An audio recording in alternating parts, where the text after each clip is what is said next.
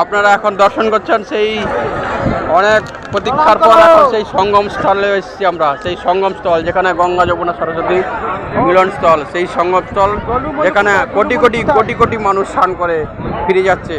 29 তারিখে তো যে কী হবে এই স্থান ভাববার বিষয়। সেই স্থান দেখুন আপনারা, সেই সঙ্গম স্থল।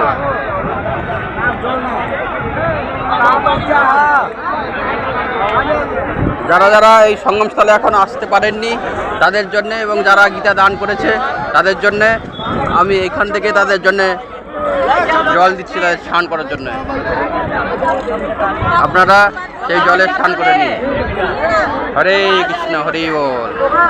তাদের মাথায় আমি জল অর্পণ করে দিলাম এবং তাদের জন্য কৃপা আশীর্বাদ এবং পারমার্থিক উন্নতি সাধন করতে পারে, অন্তিমে কৃষ্ণ প্রেম লাভ করতে পারে, তার জন্য